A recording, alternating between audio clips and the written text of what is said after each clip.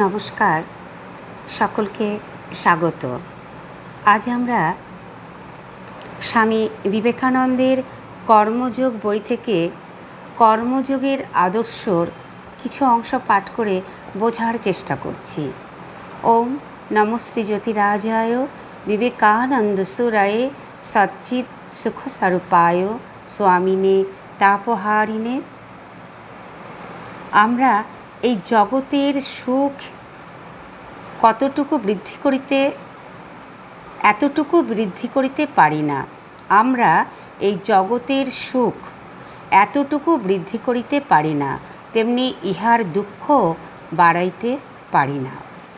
এই জগতে প্রকাশিত সুখ দুঃখের শক্তি সমষ্টি সর্বদাই সমান। আমরা কেবল উহাকে এদিক হইতে ওদিকে এবং ওদিক হইতে এদিকে ঠেলিয়া দিতেছি মাত্র, কিন্তু উহা চিরকালই একরূপ থাকিবে, কারণ এইরূপ থাকাই উহার স্বভাব। এই জোয়ার ভাটা, এই ওঠা নামা জগতের স্বভাবগত। অন্যরূপে সিদ্ধান্ত করা মৃত্যুহীন জীবন সম্ভব বলার মতোই অযৌক্তিক। মৃত্যুহীন জীবন সম্ভব বলার মতোই অযৌক্তিক। মৃত্যুশূন্য জীবন সম্পূর্ণ অর্থহীন, কারণ জীবনের ধারণার মধ্যেই মৃত্যু নিহিত রহিয়াছে, সুখের মধ্যেই দুঃখ নিহিত। এই আলোটি ক্রমাগত পড়িয়া যাইতেছে, ইহাই উহার জীবন। যদি জীবন চাও, তবে ইহার জন্য তোমাকে প্রতি মুহূর্তে মরিতে হইবে। জীবন ও মৃত্যু একই জিনিসের দুইটি বিভিন্ন রূপ মাত্র, শুধু বিভিন্ন দিক হইতে উহারা একই তরঙ্গের উত্থান ও পতন, এবং দুইটি একত্র করিলে একটি অখণ্ড বস্তু হয়। একজন পতনের দিকটা দেখিয়া দুঃখবাদী হন, আর একজন উত্থানের দিকটা দেখেন এবং সুখবাদী হন। বালক যখন বিদ্যালয়ে যায়, পিতামাতা তাহার যত্ন লইতেছেন, তখন বালকের পক্ষে সবই সুখকর মনে হয়। তাহার অভাব খুব সামান্য, সুতরাং সে খুব সুখবাদী আর কি। কিন্তু বৃদ্ধ বিচিত্র অভিজ্ঞতা সম্পন্ন অপেক্ষাকৃত শান্ত হইয়াছেন, তাহার উৎসাহ আরও মন্দীভূত হইবে। এইরূপে প্রাচীন জাতিগুলি, যাহাদের চতুর্দিকে কেবল পূর্ব গৌরবের ধ্বংসাবশেষ, তাহারা নতুন জাতিগুলি অপেক্ষা কম আশাশীল। ভারতবর্ষে একটি প্রবাদ আছে, 1000 বছর শহর, আবার 1000 বছর বন। শহরে এই বনের পরিবর্তন এবং বনের শহরের পরিবর্তন সর্বত্র চলিয়াছে।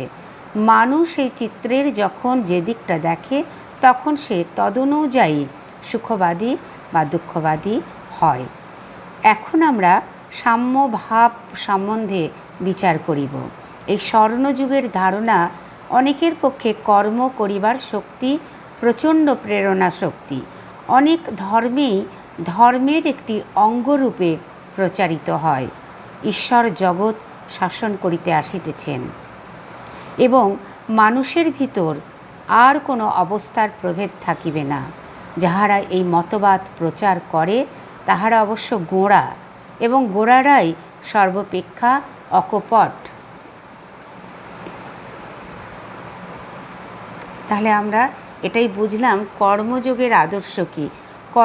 আমরা বলছেন না যে সুখ দুঃখ আছে, কিন্তু আমরা যখন যেটা দেখি সেটাকেই আমরা উপলব্ধি করি। যদি সুখের দিকটা দেখি, যখন দুঃখ দিকটা আছে, উল্টো আছে, সুখ দুঃখ, উত্থান পতন, জন্ম মৃত্যু।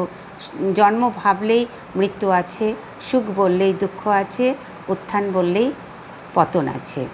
এইগুলোর জোয়ার ভাটাও তেমনি ওঠা নামা, এই সকলগুলোই জগতের স্বভাবগত। আমরা তাই জীবনকে মৃত্যুহীন জীবন আমরা বলতে পারি না। জন্ম থাকলে মৃত্যুই হবে। এইগুলো যদি আমরা উপলব্ধি করতে পারি, তাহলে আমরা হয়তো